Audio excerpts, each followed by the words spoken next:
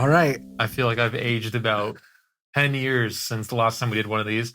Hopefully you guys didn't think that the AWICs have gone to die, but I ended up being in Canada for about a month. So yeah, I guess in hindsight we could have done these like on Zoom or something, but just Maybe. a lot was going on up there. So honestly, It's been really busy. yeah, It's just been like, not even just like Canada stuff, just a lot of behind the scenes stuff. Just things kept piling on. Not necessarily bad things, just there was a lot of it. yeah. So it was just a process of, catching up on everything, making sure we had time to put this up. So we don't want to just, an AWIC is sacred around here. So we don't want to just pump them out just for the sake of pumping them out. Right. So side note, this mini mat, like, dude, I love this mini mat. Yeah. This thing is great. Yeah, like actually it's funny because like since these arrived when I was gone, and so I didn't really get like a good look of them in person, and I'm just sitting here like, man, that like is very visually pleasing. Yeah. So dude, people love it. Yeah. It's really good. Like I saw it and I was like, wow, that looks great. And then we've had a bunch of people come into the showroom, and that seems to be the one that they gravitate towards the most. Yeah. So, nice. Yeah, definitely. Yeah, really solid. Good job, Carlos. Yeah. Yeah. So you have some world records I know you want to run through. So I'll let you go through your cubing records because you'll probably, well, no, I know them all too, but. Yeah. These didn't necessarily happen within necessarily like the last week, but they are like the most notable since we've last taken a look at stuff like this. Yeah. So first up, we have Carter Kakula, 0.75 second cube single. Yes, single. That's fast. Well, as somebody, I am far from a cube expert. Like, I couldn't even solve a cube right now if you asked me, because I know it's like one algorithm, and I just don't care enough to really remember it. Yes. Never really been too big on the cube myself. Me neither. Whenever I go to a competition that has cube, that's usually like the one round where I just do not care what the results are. It's just more just to do it because it's an event. Well, I know that obviously, like, we know how to make a nicely set up cube and everything. So I felt them, and it's just, I mean, 0.75, that's fast. I think about our Rubik's Magic endeavors. Yeah. And the times we get on that. Yeah. And I mean, that is one algorithm. Yeah. And that's it. There's no there's no special situations where you need to apply it differently. It's one Would we algorithm. consider that to be an algorithm on the Rubik's Magic? I don't even know. Like, I guess technically, but I almost want to say solution. I would say so. I think that's a better fitting word. Solution. I don't know why. Comment below. Is the Rubik's Magic solution an algorithm, or is it just a pattern? Because I still think Magic should be brought back. I think it's been enough time to where people, the dust is settled, and we can reignite that flame. Even if it's not like a fully official thing, I think it'd be cool to see maybe every twice a year. Just sit every twice a year. They're let's take all these events that we've removed, make them competition legal for one day. So you have to go to that competition. It should be fully official. But I know that's what you want. I'm trying to think somewhat realistically. Yeah. I cannot get comfortable. It's just been, today especially, like, it's good that we're making improvements on stuff as usual, but man, it is just like, we saw this car accident on the way here.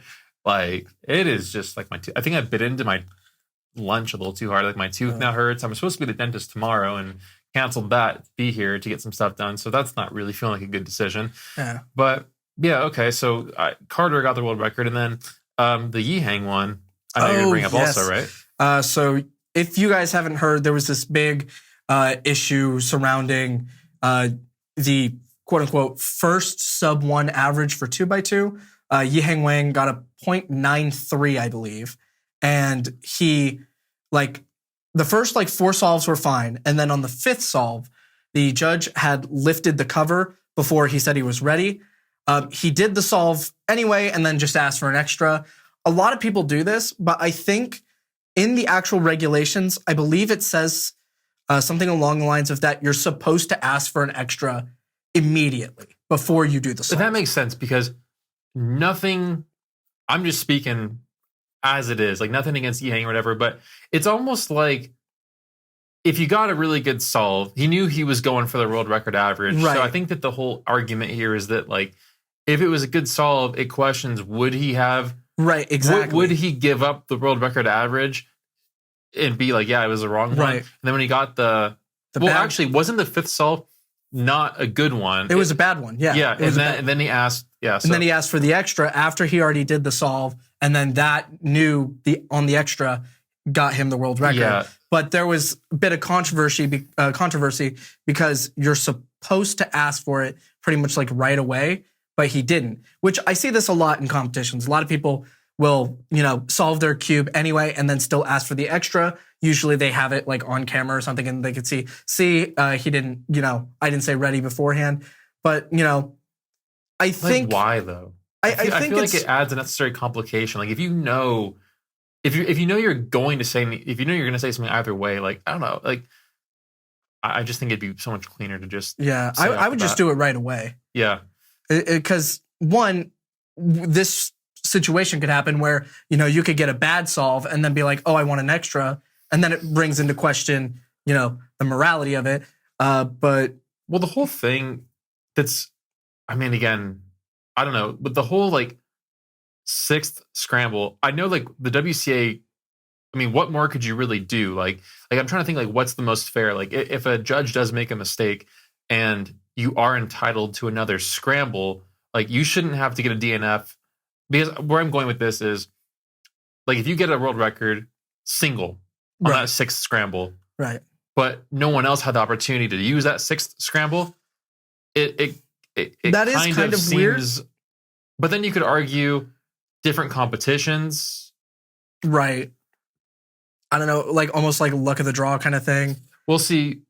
I think just given the fact that we see a lot of unreasonable complaints for things, I could just see in the context of it being at the same competition, somebody getting a world record on a scramble that not everybody else got to use at the same competition. I could see that being like, someone would probably go full Karen on that. Probably. I would imagine. Yeah. Sorry for any Karens out there. But I will say, they did not approve, I guess, the world record. So they went with the original fifth solve instead of the sixth one. And then I believe a day later, Zayn Kanani got a .92. Yeah, that's so even if the .93 had counted, Zayn Kanani still would have beat it by .01. So Yihang should feel at least good about that. Right. And then I think Yihang, like the next weekend, got a .93 average. Yeah. So, it ended up working out in the end, but it's just so crazy the times that we're getting down to. It is just genuinely like, how low is that going to go? Honestly, I think we have to start using the third. Maybe not. I know time base is a thing, but and I'm not super familiar with it, but is the whole idea that the third decimal of time base is there a third decimal point? I'm not too sure. I've only used time base once, and it was for an unofficial event, so I wasn't really. For those that don't know, really quickly, time base is like a new timer display, right? It's a new timer display that like almost quote unquote like as close to instantaneously as you can get to like uploading your times to WCA Live. It's supposed to be less messy, so there's no like pen and paper. You have like an RFID card that's associated with you. And then you can use that to scan directly onto the timer, and that like okays the solve essentially. That's really cool. Yeah. It's really cool. I'm sure because it's still relatively new.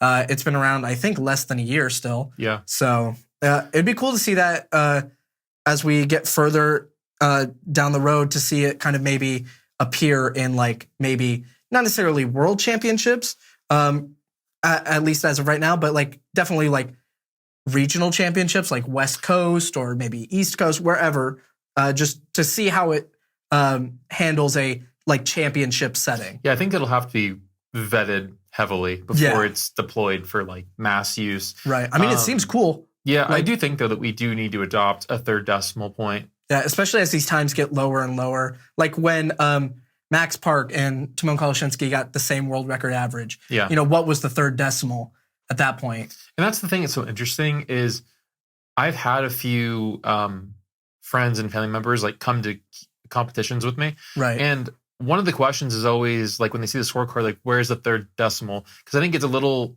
confusing when it's, like maybe they should just black tape over it. I've seen that happen at some competitions where they'll put tape either on the timer itself over the third decimal or over the display.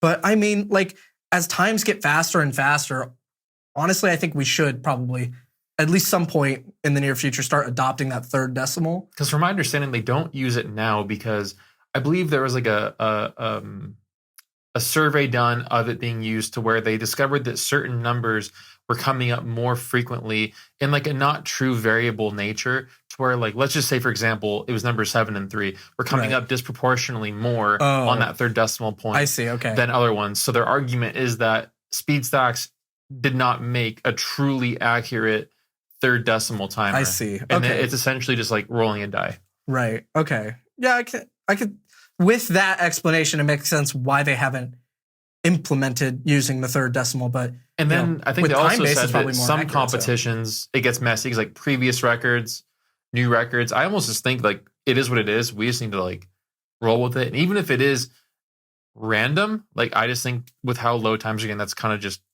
part of it to preserve records still being broken, because I just have to feel that at some point in time, I don't know. I mean, I just feel like at some point in time, the record will get to a point where maybe it'll like never be broken again. Right. I mean, I guess you could always go down by like 100th of a second or thousandth of a second. And that just comes down to like literally like your hand movement. So maybe not. But I just feel like as it gets to that point, it'll be a lot less interesting for people to stick around when you're literally shaving hundredths or thousandths of a second off of a time. Right. Which, I mean, that's kind of how Magic got at a point, which also there's other reasons why Magic got removed. But, you know, part of it was that it really wasn't getting faster. Can you tell me about those other reasons? You may jog my memory, but I just thought that it just got to the point where it was too. A big part of it was that it got to, you know, a point where it wasn't like really progressing forward, but also it wasn't. One of the reasons was that it's not a variable thing, like where when you scramble a 3x3, there's a bunch of different positions it could be in. Mm-hmm. Whereas with Magic, you have your start position. It's always the same. You do the one solution algorithm. There's a few different solutions, but I see what you mean though. Right. But yeah, I disagree with that though, because it's skill. Yeah, there is skill, but that's just part of the reasons that they've given for removing it. Those reasons are wrong. Yeah.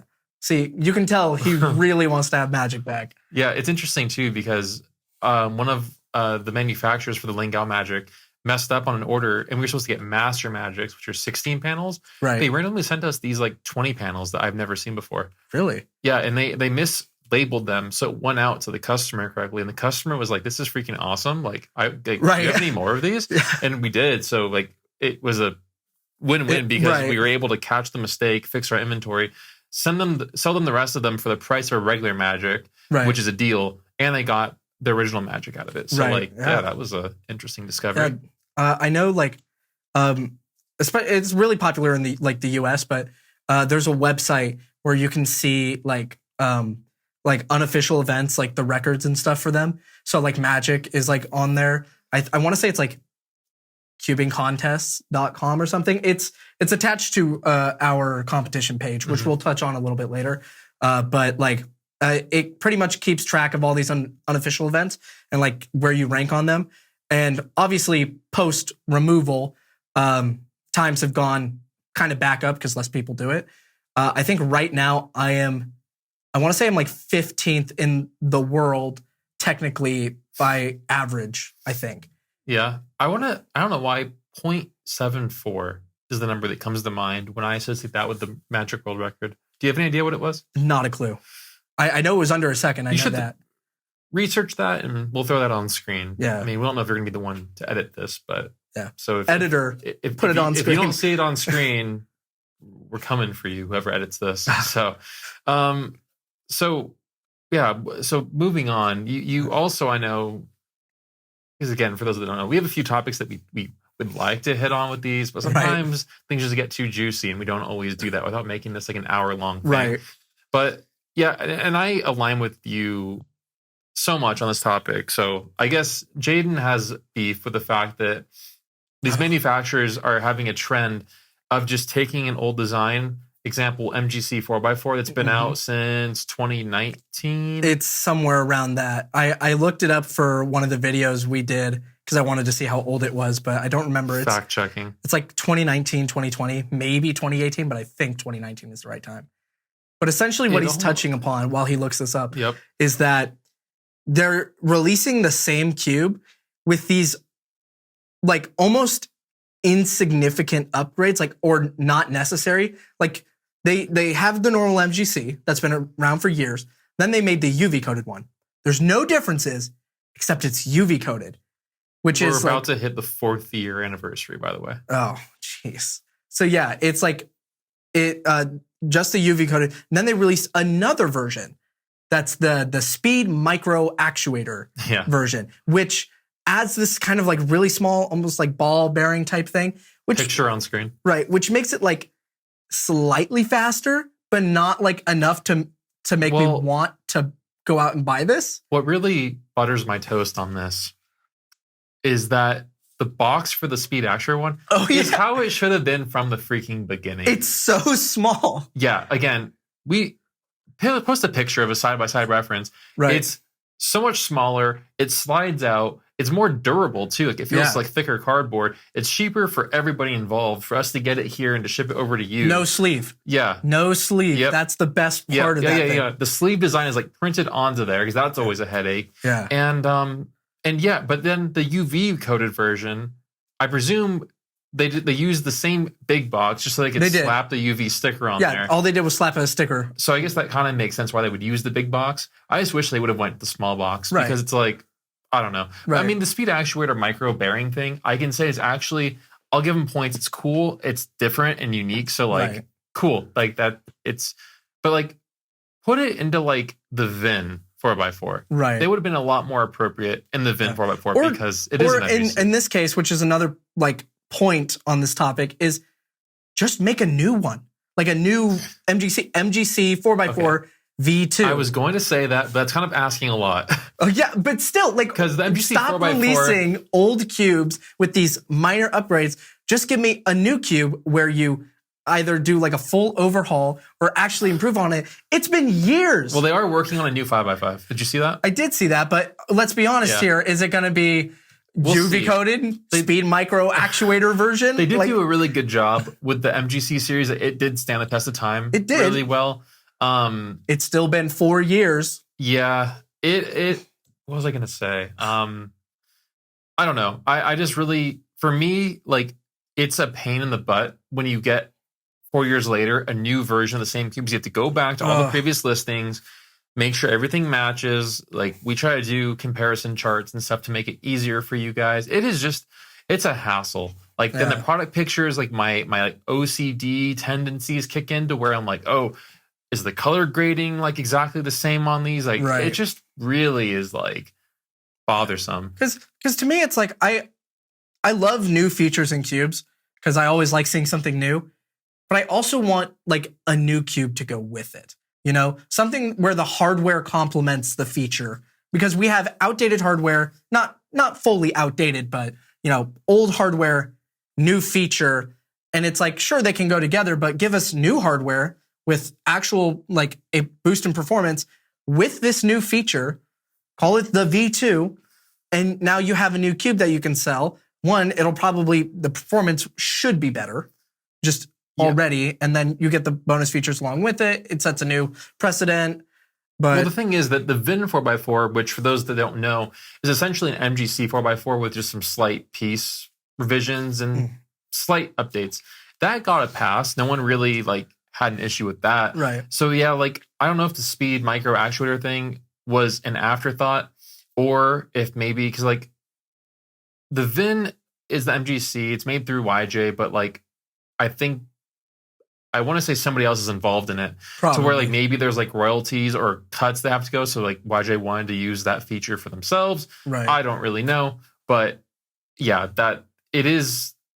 Then even the YS3M, which is not an old cube, it's just like, okay, now we have the 20 magnet ball core. It's just like, it is, and it's just so. That's one of those features where it's like, it's not a big enough difference for me to like like if I were just to be a customer, and let's say I've already bought the YS3 because that's been out for. Well, don't say just the customer. Those people are. Customers are number one. So not just the customer. I mean, if you have the privilege of being a customer. I mean, customer versus employee who spends all day with these team cubes. member, man. We're all valued here. Dude, I can't win. There's no winning here. You're just, but no, But like, well, my issue with it is that like, okay, had the YS3 come out with all these 4 versions, I think it's 4 versions. I can't even keep them all straight anymore. It's 4, and now with the 20 magnet, it's 5. Okay. Yeah. So like, at least when it releases, people have their fair shot to like assess all the different versions, decide which one or ones they want, make the purchase, call it good. But now, like when you release a new version this much later, it's like, okay, the people that already have one likely aren't. They maybe would have wanted the 20 magnet bulk, or if they were buying it from the get-go, but maybe now they don't want to just buy a whole nother cube to get the 20 magnet. Right. And it just like there's like resentment. There's like, oh well, great. Like I would have wanted the 20 magnet bulk core for the extra however many dollars, but I'm not gonna buy the whole thing. Or it screws us because then we get returns for the old ones.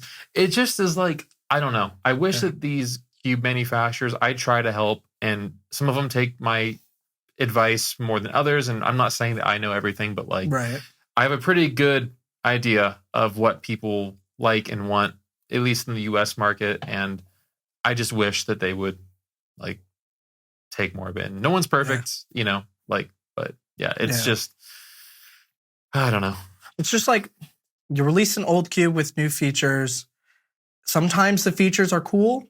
Yes. Other times it's like, I don't know if it's a big enough difference. Didn't GAN do this with the 356 maglev? Yeah, because it's essentially just the same, I believe. But at least, and that one actually is popular. Like it does well. Even the RS32, I think that one is a new mech.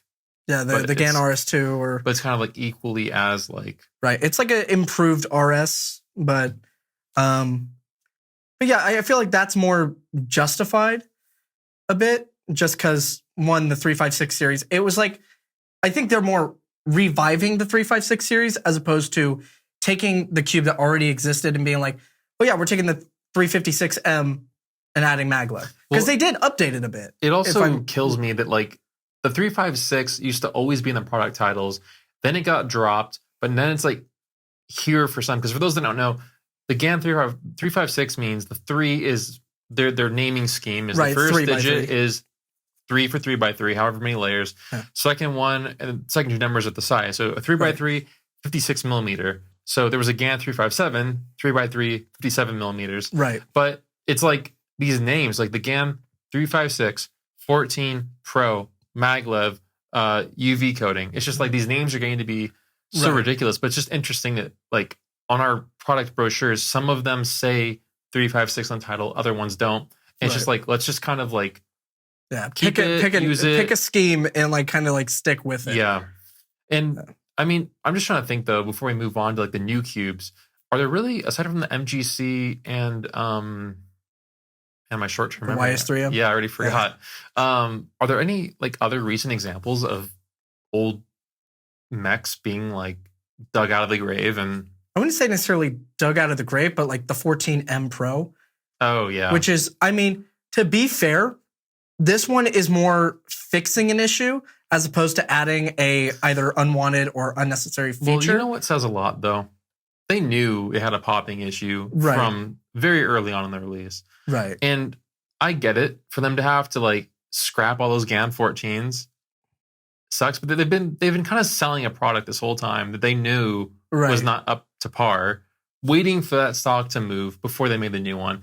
The prices did get reduced on the GAN 14 in preparation for this, but I kind of would have rather have seen from the beginning, hey guys, during our testing and stuff, we did not catch this. It's a thing. We're going to lower the price and we're working on a new 14 Pro. And that way, because like for us, we deal with the backlash of like, oh, I just ordered a 14. Now there's a 14 Pro. Oh, what's different about it? Oh, this one doesn't has a better anti-popping mechanism. Then they think that, oh, well, is the 14 that I just spent $65 on not good anymore? It's just not a good feeling when you spend that kind of money on something and you're instantly outdated and then you feel like it's an inferior product. Like when I bought my last this MacBook actually, literally, and again, it was my fault. I needed a computer, and I knew they were going to release a new one. It had been a while for MacBooks, but then the Touch Bar one came out like a month later, and I'm just like, feels bad, man. Right. Feels bad, especially because Veronica got the Touch Bar one, so I got to look at it every single day and just be like,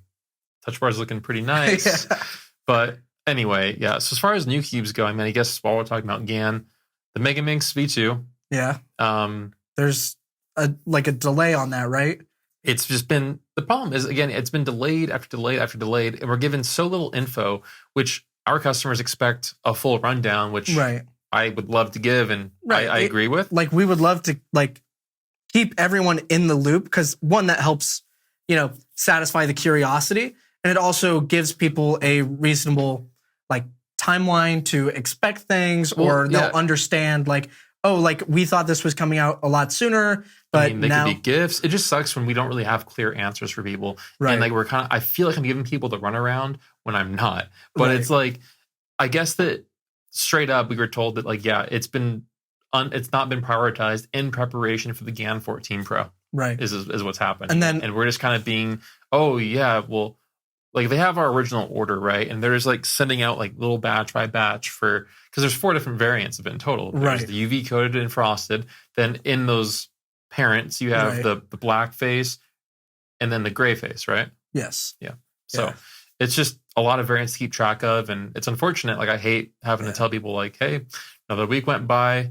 We got some more in. You didn't pre-order early enough. So you didn't make this batch, but we'll check back next week. So So GAN Megaminx V2, GAN 14 Pro, possibly MGC 5x5 V2 coming out. They said they were testing 2 new 3x3s also, which we don't really need that. YJ is testing 3x3? It's interesting because the first MGC 3x3 was so good, relatively speaking. People loved it. Then the V2, I thought it was a good cube.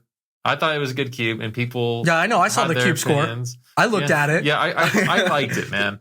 And then what came after the V2 was... There was the Pro... Or no, there was Elite, the Evo or something, right? Yeah, I don't even know. It's just, it's gone substantially downhill as time has gone on. Let's put it this way.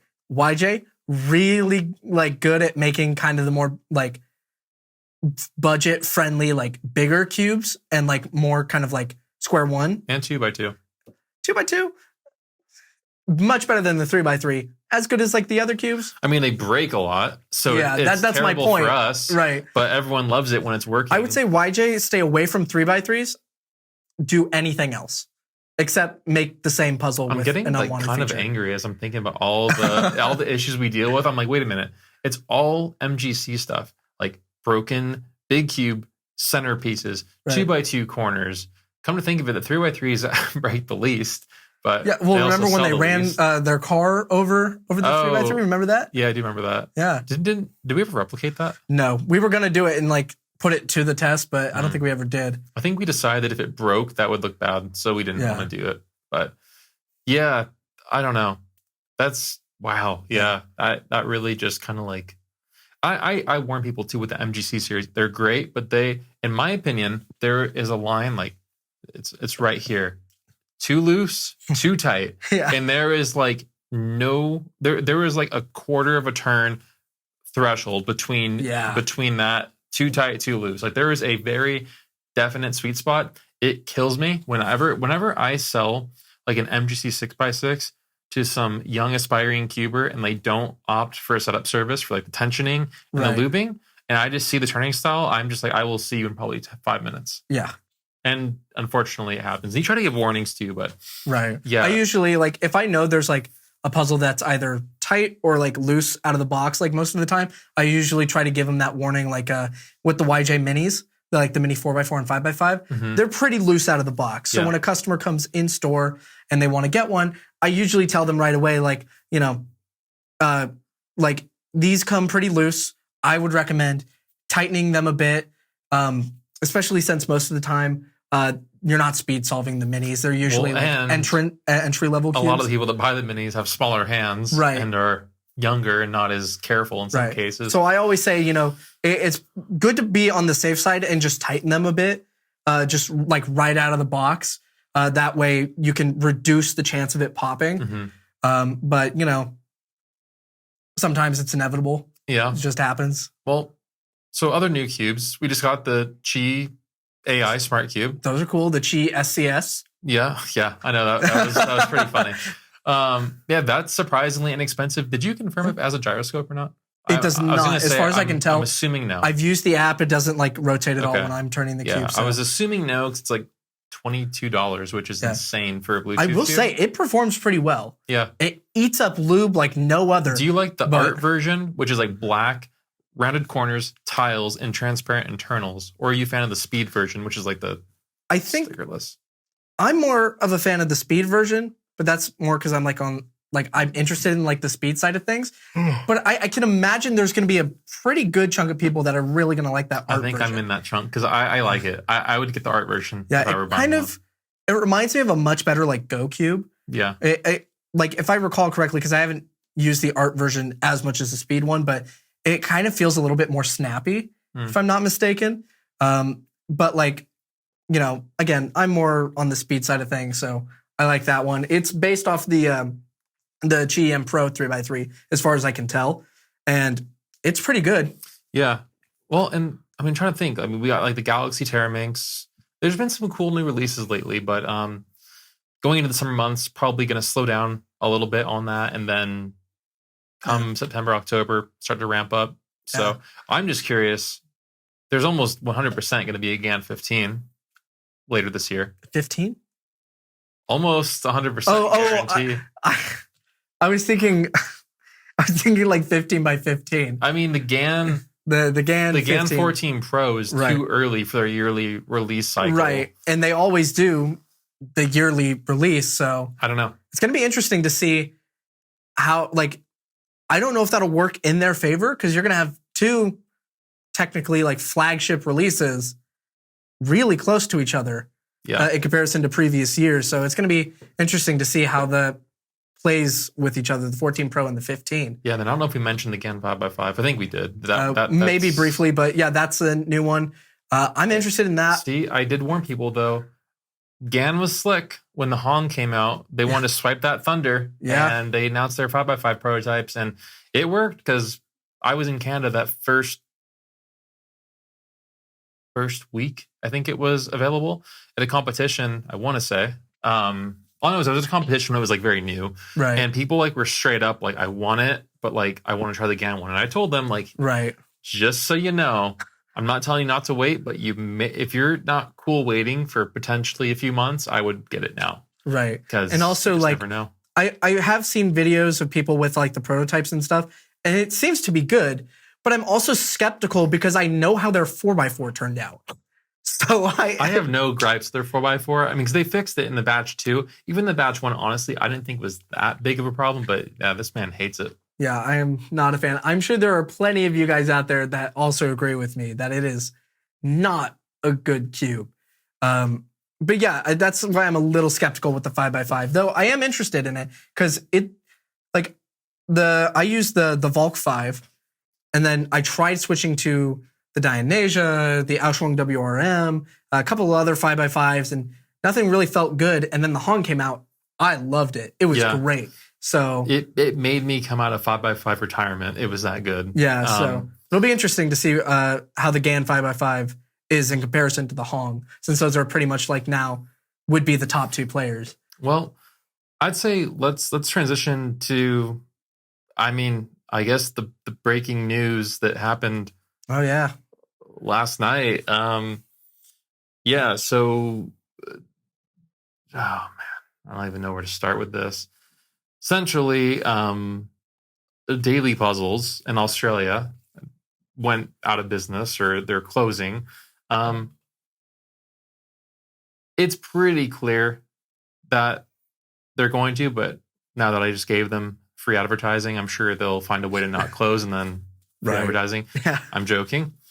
But essentially with that, it just was it's interesting because Australia was the first expansion that we were going to hit. Right. And then things lined up differently to where we prioritized Canada first. Right. still on the fence about going to Australia, but I have to say that considering there are only 2 big stores, both closed within 6 months of one another. Right. Well, .com.au closed, I think, officially in very early January, like first week of January. Yeah. So yeah, I guess a little over like 3 months.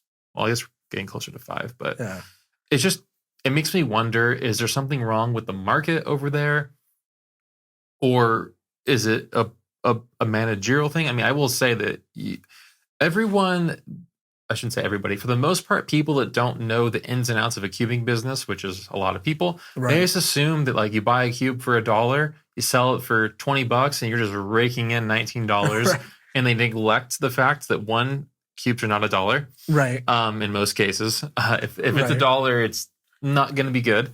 Right. But there's just so much overhead, and cubes, the margins on them end up being so slim that like if you're not being if you don't have a really clean operation running, or you don't have the volume behind you to support it, like it's just sort of like it's almost a matter of when it's gonna kind of fail, unless you're okay, like literally like working on nothing. Which, as we all get older, because I feel like lots of cube stores opened around the same time, like. We started in the U.S., then a few others trickled in within a year or two. It just kind of like all started to grow. It was also a lot easier to start a business when you started it, because there was significantly less product. I tell people that all the time, that if I had to restart SpeedCubeShop like today, it would be probably a scenario where I'm having to take like a bank loan. Yeah, I could not even fathom trying to like get into the SpeedCube shop business. Well, it's funny because as in this Daily Puzzles thread, somebody made a comment saying that if they had $20 million, they could start a company that rivals us. And I'm like, if you need $20 million to rival us, then that's kind of saying something right there. Just saying, give me $20 million and we'll see what I could do with that. Right. But yeah, it is. And the thing about it, again, with the whole Daily Puzzles thing, if you want to learn more, there's Reddit posts that are floating around all over the cubing things. They may or may not be pulled at some point, but they reveal a lot about the situation. And I have to say that while unfortunate, it is not really surprising, but it just kind of catches up with you. And it's messy for sure. And he ended up with like $500,000 of debt, which is just like mind bending. And there's just so much there. Like, yeah, we were competitors. We've had our differences in the past, but nobody likes to really hear that. Right. And like even like as competitors, it's one of those things where still like they're still part of that same community. And it's like you don't want to hear, anyone necessarily like going under like unlucky or unfortunate times, because it's not a pleasant thing to hear. No, it's not. And it just really, like, some of the things that he, like, because essentially he would make these personal Reddit posts asking for help, and reading some of those, I mean, a lot of his concerns and issues I deal with on a daily basis. Like, there's a lot of crossover. So I can definitely sympathize. And as much as it sucks, I do think that him closing was like the best option. Sending that email saying like we're closing, I mean, again, things can change, I guess, but like that must have been a hard email to send. Yeah. And I will say that it's just, what's interesting about it is now that there's essentially a vacancy in Australia for cube supply, people are like debating where to get cubes from and stuff. And I've been seeing, I mean, look, guys, again, I have a cube store. It's in my best interest if you guys support it, because that's how we all pay our bills. But again, I let our service and everything speak for itself, and don't really feel like I have to like.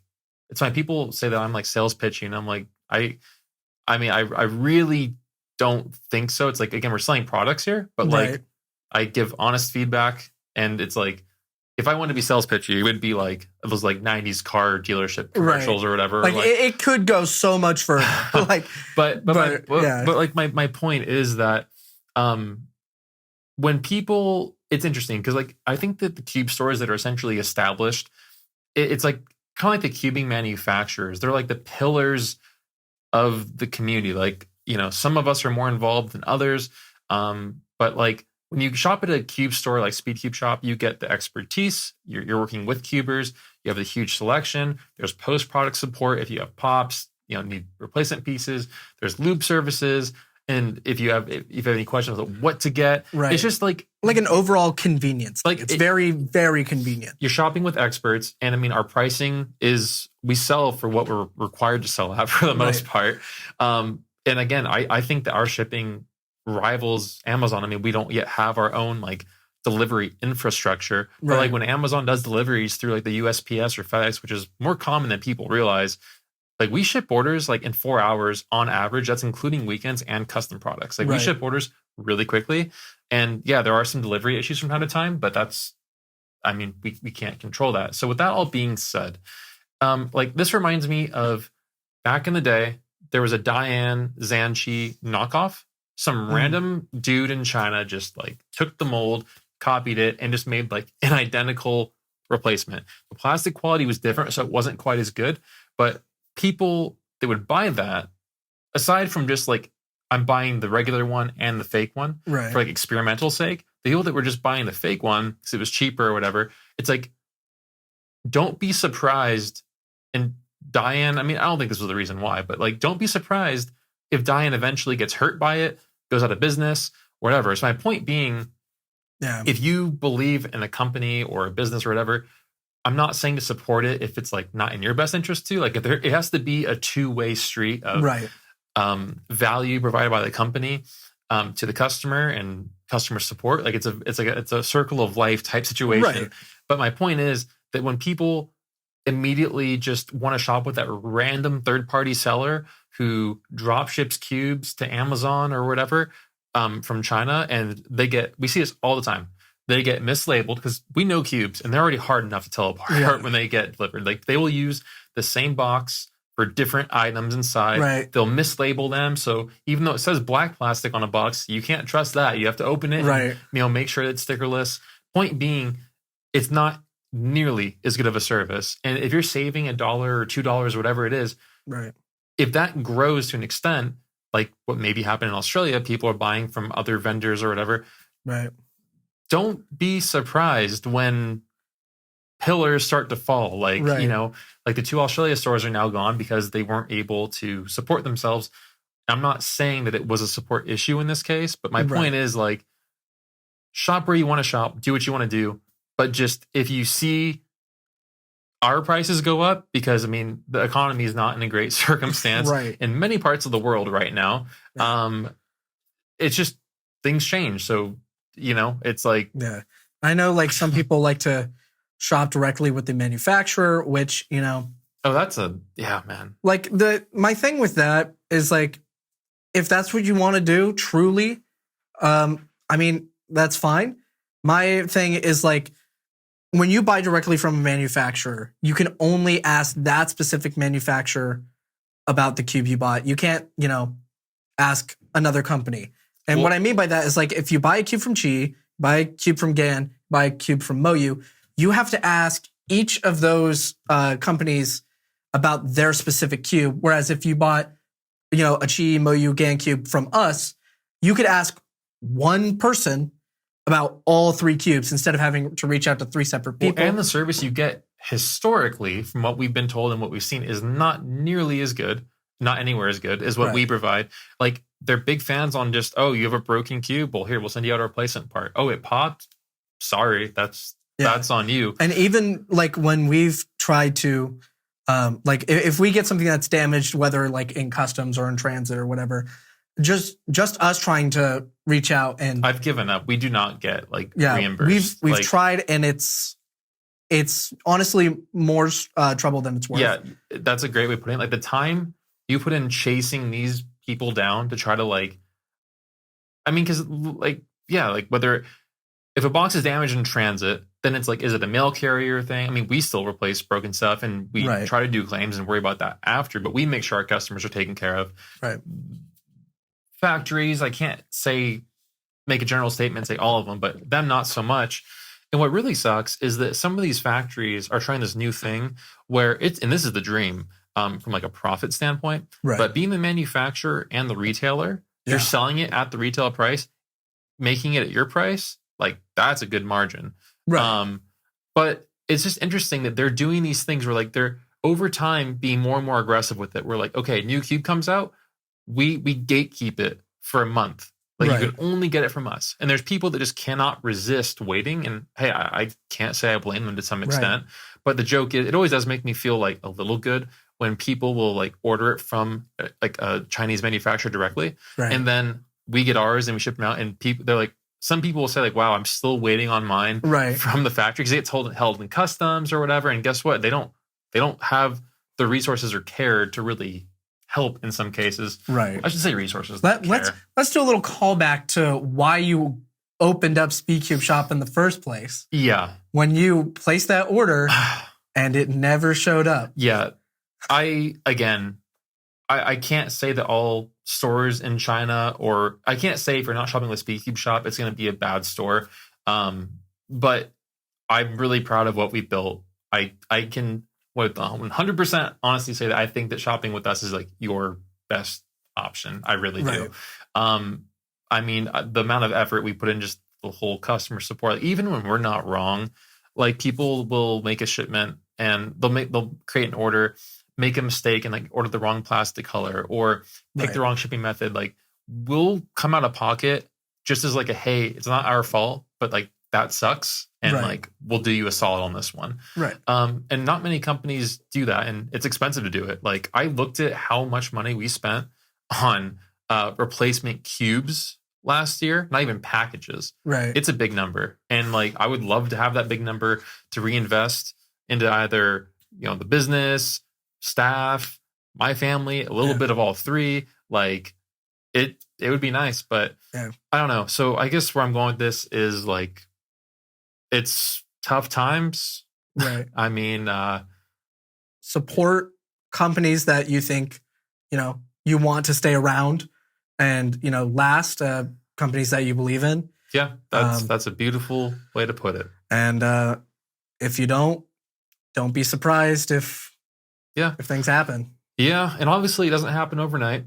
It's like if you look at the Daily Puzzle situation, it dates back, I think, I want to say about 2 years when he starts kind of like posting about his issues. But internet's a crazy place because people discovered all this before he made it public. So like it's just absolutely wild to watch it crumble so quickly. Like it was a long process, but towards the end there, it just was like it was definitely definitely something. Well, this was a juicy one. Like, good to be back, but kind of ended a little on a kind of a not necessarily dark note, but I'm gonna go. Just, geez, man. Like, I need to go like walk in the sun after that. But it's the reality, you know. Business, just because it's a cubing store and we love what we do, it's not always sunshine and rainbows. It's not easy. It's very much a real business.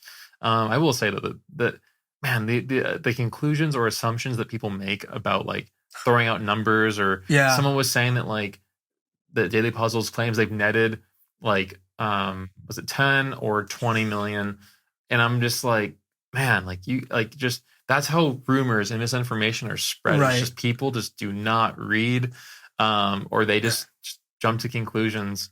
So let's put it this way: if you see someone throwing out numbers and it's not that business or company, take it with a grain of salt. Nobody knows for sure but the person running the business. So like, I know we've had people say stuff along the lines of like, we didn't actually like buy CanCube and stuff like that. Like seriously, what is up with that? Like, I mean, like we didn't choose to continue CanCube as a brand, but like I wrote the check. Like we purchased CanCube, and for someone to say like they didn't do it, I'm just like, where are you basing that off of? And also, it's not even like one of those things where it's like, even if we didn't necessarily buy them, like what's the downside to that? Like what's like, I don't.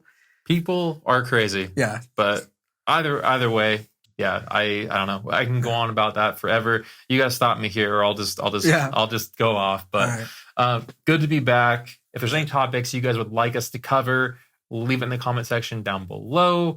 We're kind of doing some restructuring stuff with all of our YouTube stuff, so the uploads Yeah, we'll see what they are, but we're gonna try to get back. We're doing our weekly AWIT filming and Chili's dinner afterwards. So that's our thing. Yeah. So, and on a more positive note, seeing people on our Discord want dinosaur merch like this. This isn't SCS stuff, but I gave him a pass because it is pretty cool. Yeah. So if you guys also want to see more kind of cool dinosaur merch like this, let us know.